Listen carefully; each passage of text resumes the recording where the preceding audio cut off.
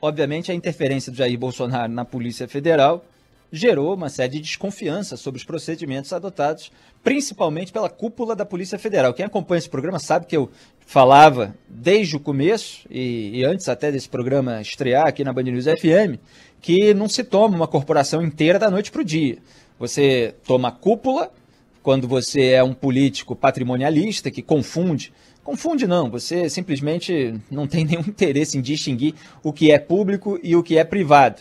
Então você coloca alguém ali da sua mais inteira confiança, disposto a se subordinar aos seus interesses políticos na cúpula de uma corporação, e essa pessoa vai tentando estender os seus tentáculos dentro da corporação na medida do possível, na medida da autoridade que tem, da hierarquia, do patamar hierárquico no qual se encontra, mas há certas autonomias internas que às vezes é complicado de se mexer, e há também o ruído muito grande que qualquer remoção mais ostensiva pode causar no debate político e até, evidentemente, gerar uma judicialização a respeito do episódio específico. Então, o líder do governo, Fernando Bezerra, por exemplo, foi indiciado nos últimos dias pela Polícia Federal, mas é por um núcleo, né, da Polícia Federal, que fez a investigação, que já vinha lá de trás.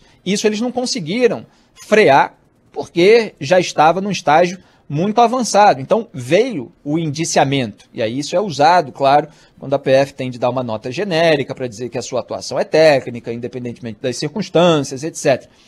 Como aconteceu nesse caso, diante da desconfiança dos senadores. Então, aliás, Jair Bolsonaro estava atacando o Renan Calheiros, né?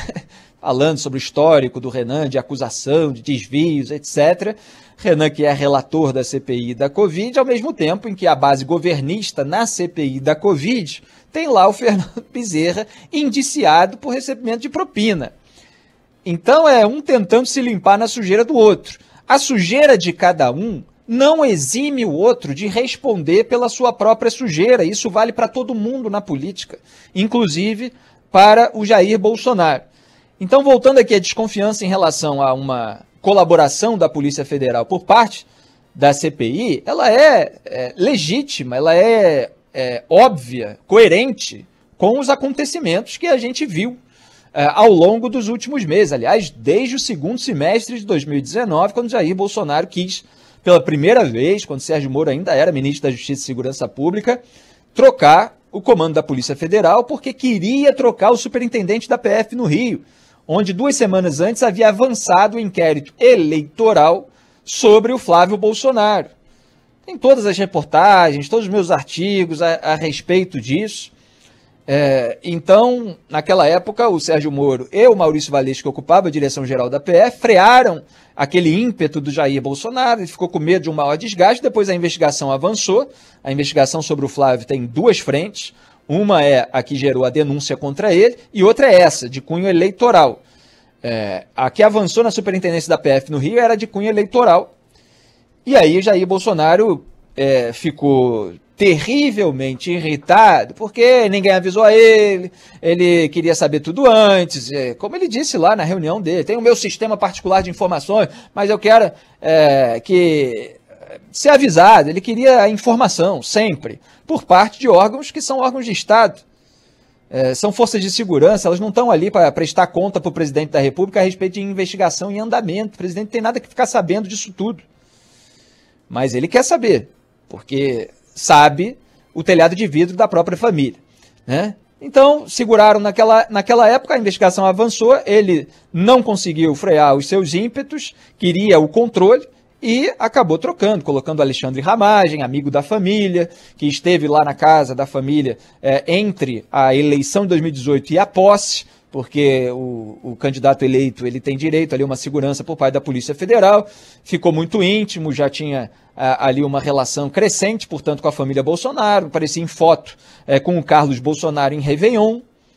E aí o ministro Alexandre de Moraes, depois dos relatos do Sérgio Moro, de vir à tona essa foto, tal, suspendeu a nomeação do Alexandre Ramagem. Aí Bolsonaro colocou o Rolando Souza fez lá o que podia fazer para agradar o presidente, com 20 minutos depois da posse, trocou o superintendente da PF no Rio.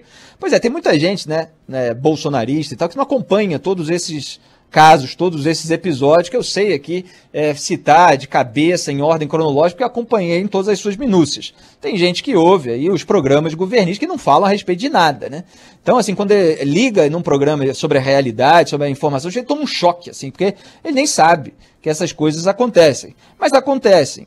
E aí chegou a haver uma abertura de investigação sobre o 04, né, o Jair Renan Bolsonaro. O Bolsonaro também ficou mais irritado ainda, acabou trocando de novo a cúpula da PF por meio da troca anterior do Ministério da Justiça e Segurança Pública. Então, o André Mendonça, que tinha assumido no lugar do Sérgio Moro, voltou para a Advocacia Geral da União. Jair Bolsonaro colocou o Anderson Torres no Ministério da Justiça e Segurança Pública. O Anderson Torres foi e trocou o diretor-geral da PF. Aí virou o Paulo Maiorino, aquele que removeu o delegado que apontou os indícios de crime do ministro do Meio Ambiente do governo Bolsonaro, Ricardo Salles. Para vocês verem que existe uma atuação, existe ali uma interferência, uma tentativa de blindagem do bolsonarismo. Então, a desconfiança por parte dos senadores que qualquer colaboração da Polícia Federal com os trabalhos da CPI pode gerar vazamento para o Palácio do Planalto, pode gerar uma antecipação, pode haver um espião e tal, ela é baseada nos fatos. Ela é natural, obviamente é natural. Agora, é claro que tem gente que desconfia e tal, e que ao mesmo tempo aplaudiu todas as iniciativas do Jair Bolsonaro de sabotagem do combate à corrupção no Brasil, como é o caso do Renan Calheiros. Numa entrevista de TV, exaltou lá tudo que Jair Bolsonaro fez. COAF, Augusto Aras na Procuradoria-Geral da República, o Cássio Nunes Marques no Supremo Tribunal Federal, Receita, todas as manobras, puxadinhas que Jair Bolsonaro fez, foram aplaudidos por esse pessoal com o qual Jair Bolsonaro rivaliza agora por um interesse político, porque ele quer manchar a imagem da CPI e os outros têm lá os seus interesses em disputas futuras, eventualmente, mas o fato é que a conduta do Jair Bolsonaro durante a pandemia tem de ser investigada. Então aqui a gente filtra todo o resto, aponta interesses aqui e ali, mas aponta os fatos. A CPI precisa estabelecer a cronologia dos fatos, precisa trazer à tona toda a documentação e está trazendo. Aliás, veio à tona aí um documento a respeito da Pfizer, que é essa farmacêutica aí que fornece uma das melhores vacinas do mundo para a Covid-19, e o documento mostrou que a Pfizer disse à embaixada nos Estados Unidos, embaixada brasileira nos Estados Unidos, que ressarciria o Brasil se atrasasse as vacinas. Então eles falavam em cláusulas leoninas, né? O pessoal já está ironizando, a cláusula não era leonina nada, era uma filhotinha de gatinha, era uma cláusula mansa. Olha, a farmacêutica estava se dispondo a ressarcir o Brasil se atrasasse as vacinas. Tem lá o documento da Embaixada Brasileira em Washington, abro aspas, os dirigentes da Pfizer frisaram a ausência de risco, uma vez que, segundo constaria da proposta de venda, a Pfizer se comprometeria a devolver ao governo brasileiro todo e qualquer pagamento antecipado, na hipótese em que a empresa não consiga honrar a obrigação de entregar a quantidade acordada da vacina. Fecho aspas. Portanto, eles ficam dizendo que o atraso que eles causaram, eles, bolsonaristas do governo, incluindo o presidente, se deveu a cláusulas que eram muito severas, a uma negociação que era preciso ser feita da melhor maneira e estava muito caro, e depois veio o documento mostrando que houve uma oferta por 50% do preço do que estava sendo oferecido na Europa. Houve todo o aviso de que atrasaria a vacinação, quer dizer, o Brasil iria para o final da fila, como acabou acontecendo. Ficou atrasado em 6 meses, pelo menos, aí, a vacinação no Brasil com essa vacina. Então, a embaixada brasileira nos Estados Unidos foi acionada ali pela Pfizer, além de todos os e-mails que a Pfizer mandou para o governo brasileiro. E a embaixada, ela registrou, ela recebeu esse aviso, essa proposta. As autoridades nacionais, elas conversaram entre si, mas não compraram a vacina, porque Jair Bolsonaro estava lá se reunindo com a defesa do Flávio Bolsonaro, em agosto de 2020. Era isso que ele estava fazendo.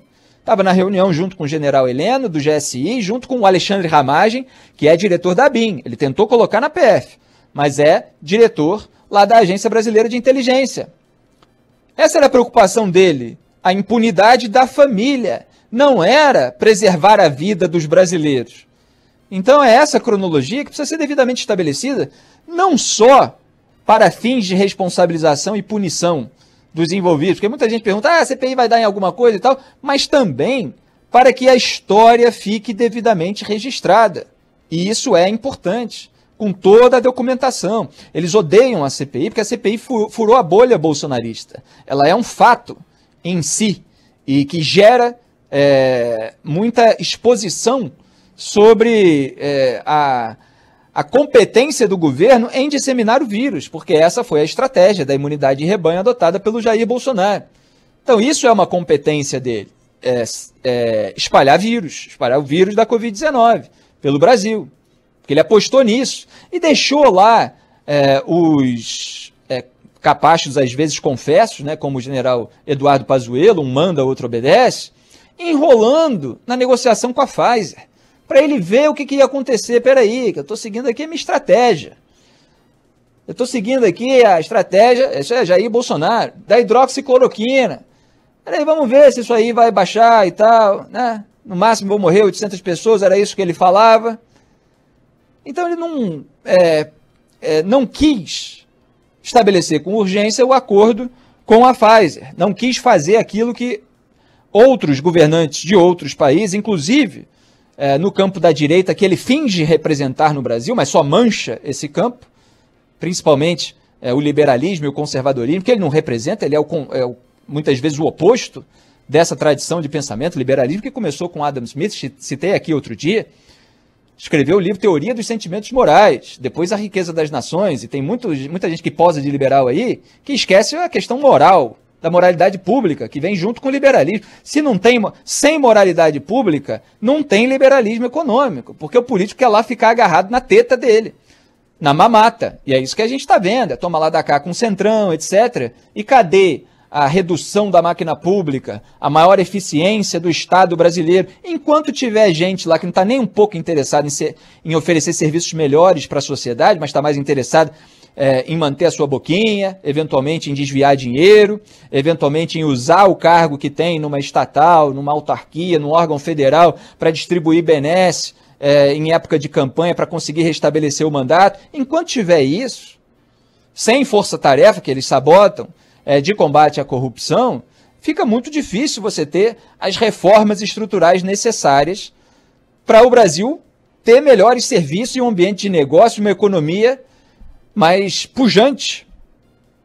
Mas eles não estão nem aí para isso, né? O conservadorismo, então, aí é pior ainda, né? Imagina se Edmund Burke cortou o seu salário quando virou tesoureiro das Forças Armadas Britânicas, diminuiu drasticamente, era um posto em que muitos usavam para enriquecer, quer dizer, eles ganhavam bem ali naquele posto, ele foi e cortou o salário dele. O que fez Jair Bolsonaro? O oposto. Ele publicou uma portaria reajustando o próprio salário e o salário dos seus ministros, permitindo que aposentados e membros de cargos comissionados, quer dizer, por indicação política, quer dizer, por subserviência ao político que indica, ganhassem muito mais até do que o teto constitucional, que é o salário dos ministros do Supremo, R$ 39.200 ou 300 agora. Então tem nada a ver uma coisa com a outra. Ele mancha essas bandeiras. Mas políticos de outros países que estão realmente à direita e que, embora possam até ter errado no começo, como Boris Johnson, no próprio Reino Unido, eles tomaram depois as atitudes correspondentes. Benjamin Netanyahu, que agora está saindo do poder em Israel, pelo menos no quesito vacinação, porque lá tem muito mais problema, tem muito mais confusão, lá tem guerra na faixa de Gaza, entende? Então lá você tem forças políticas sempre se articulando, etc. Mas em termos de vacinação, Israel está muito avançado, muito mais do que o Brasil. E Jair Bolsonaro fez o oposto disso tudo. Em relação ao caso do TCU, rapidamente, é lógico que é preciso ouvir o auditor Alexandre Figueiredo, que colocou lá num domingo um documento para fingir que 50% das pessoas que estavam sendo apontadas como mortas por Covid não foram. Não morreram por Covid-19, morreram por outra coisa. É isso que ele fez. Ele inseriu lá uma narrativa política para legitimar, de uma maneira supostamente técnica, um discurso que Jair Bolsonaro deu no dia seguinte, porque a informação falsa foi vazada para ele. Aí o auditor alegou que foi por meio do pai, que é amigo do presidente e tal, não sei o quê. O que é isso? É o reino da avacalhação geral. E aí serve para alimentar as redes bolsonaristas, o WhatsApp, e esse monte de tiozão e tiazona de WhatsApp que passou a se desinformar com memes de WhatsApp, porque o Bolsonaro demoniza a imprensa, ao mesmo tempo que ele afaga, né, várias emissoras de TV e rádio. Tirou foto, aliás, exibição de jogo lá do canal governista, apontando o símbolo e tudo. São vários canais aí, todo mundo tá careca de saber quais são os canais bolsonaristas. Eu nem preciso ficar citando nome a nome. Mas aí ele demoniza a imprensa toda, né? E tem esse pessoal que não ouve mais jornalista de verdade nenhum, só ouve a claque. E essa claque tem os seus comentários também disparados pelo pessoal, muitas vezes em gabinete, né? Em gabinete bolsonarista, recebendo dinheiro público para fazer trabalho supostamente legislativo, mas está lá fazendo militância virtual e disparando vídeo no WhatsApp. E aí o pessoal acredita que realmente, não são quase 500 mil mortos por Covid-19, no máximo são 250 mil e tal, deve ser a metade. Aí ele planta essa semente da confusão com base numa notícia falsa dentro de uma articulação de cunho político eleitoral. Então é preciso investigar tudo isso, porque é gravíssimo, né? É uma avacalhação completa. Em relação ao Carlos Wizard, eu ouvi aí as notícias de tarde que ele teria ido para os Estados Unidos, porque alguém da família ia dar à luz um neném, e ele estaria lá por causa disso, mas também, ao mesmo tempo, surgiu uma outra notícia de que ele já estaria recebendo media training. Então é óbvio que ele foi notificado, houve uma confusão aí no meio do caminho, porque mandaram notificação para vários lugares, ele não teria recebido e tal, mas parece realmente que já recebeu, já está até treinando para falar na CPI. Quem tem a verdade para dizer, quem só vai relatar verdades e tal, a respeito de fatos não comprometedores, não precisa treinar muito, né? É só chegar lá e dizer a verdade, como fez a doutora Luana Araújo, por exemplo, com toda a sua experiência, mestre lá na Universidade de Johns Hopkins. Agora o Carlos Wizard não, precisa ser treinado, o Pazuello precisa ser treinado, todos esses do governo, para não comprometer o presidente aqui, e quando falar a respeito disso, omite isso aqui, fala aquilo ali. É assim que eles estão lidando com a Covid-19, com a pandemia, com a CPI, né? Porque o presidente, ele desdenhou do vírus no começo e depois não quis dar o braço a torcer, porque para ele é sinal de fraqueza. Para ele é uma condescendência com os inimigos. Então ele vai, dobra a aposta, triplica, daqui a pouco está aí passeando de moto, né? Com a turma para quem ele ofereceu uma isenção de taxa de pedágio, né? Então ele dá ali uma benesse, consegue um apoio de 12 mil motoqueiros, né, que foi o dado divulgado. A militância bolsonarista espalhou a mentirada a respeito de milhões e tal, que é sempre assim, eles sempre inflam os números, e está lá o presidente passeando. Aliás, Fábio França, você não ia falar a respeito disso, eu estou me antecipando aqui. Manda. É isso, 4 horas... Diga, Felipe.